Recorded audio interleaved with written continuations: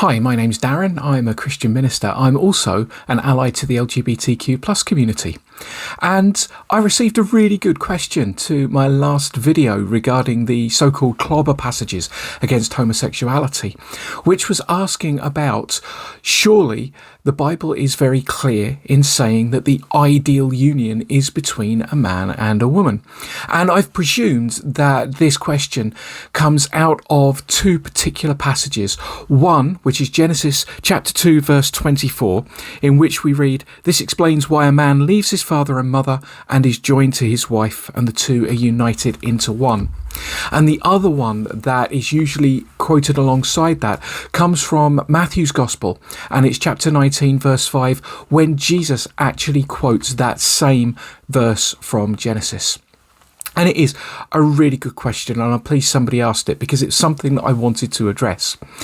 The first thing to say is that we need to take these two passages in isolation from each other, and it's for a very good reason. Firstly, Genesis. Genesis was written in a time when marriage was not seen as between one man and one woman. And in actual fact, that passage does not say that marriage is between one man and one woman. It simply states that when a man and a woman are joined together in marriage, that they become one. It is descriptive of how a man and a woman are joined in marriage. It is not prescriptive. It is not saying this is the only type of marriage that there is. And we know this for various reasons. But the main one being that at the time it was written, and in fact possibly even by the people who wrote the book of Genesis, polygamy amongst the ruling classes and the richer people was commonplace. In fact, it was pretty much the norm. And we see that throughout the Old Testament, that polygamy was very, very common in various parts of the history of Israel. And there is nowhere that actually says that that is a bad thing. Despite what the arguments may say against it, nothing in the Bible actually states that polygamy is a bad thing or condemns any of the biblical figures that we see who have married more than one woman at a time. So this is not something that's saying marriage is between one man and one woman. It is just describing what happens when a man and a woman are joined together in marriage. And therefore, it is not discounting in any way two men and two women being in relationship or even in marriage with one another. You may say, but Jesus quotes it. And when Jesus quotes it, it is really clear that that's what he's saying. Well, is it?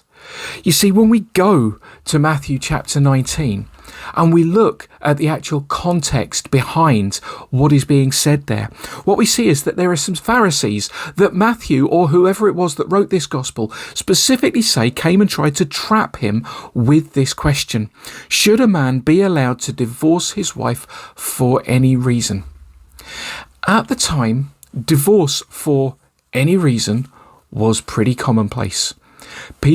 Men would divorce their wives for all sorts of reasons. A bad meal, they didn't present themselves very well, they just felt like it. And that left women in a very, very difficult place because they were unable, for the most part, to own property, to have their own money. They didn't have agency outside of the relationship that they had with the men in their family, first their father and then their husband. So when a woman was divorced by their husband in this way, it left them out in the cold. It left them in a very difficult situation. So Jesus uses Genesis chapter 2, verse 24 to actually state, no, when these two people are joined in marriage, they're joined as one flesh. And therefore, divorce should not be one of these things that is just given over to men in order for them to be able to get rid of a woman when they want to. And he actually states in here that it should only really be for adultery. But what he's doing is he's quoting Genesis 2:24, not to say marriage is between one man and one woman, but actually to say women need to be protected within marriage so that they are taken care of. It was quite a radical statement for Jesus' time for him to say this, but what it was not doing was saying that marriage could be anything other than one man and one woman. So the Bible is not saying anywhere that this is the ideal. It is just saying that this is the norm. And in those days, it absolutely was the norm. Every romantic relationship and every marriage you would see was between a man and often one woman, sometimes more than one woman. But it is not stating that the ideal relationship is between one man and one woman. So, to cut that short, nowhere in either of those two passages are we seeing anything that says that two men or two women cannot be in a romantic relationship or cannot be married. And therefore, this whole idea of an ideal relationship is something that people have read into the texts, but that the actual data from the text just doesn't bear out. There is nothing there that says this is the ideal. And there is nothing there that says that two men or two women cannot be romantically involved, cannot love each other, cannot be committed to each other.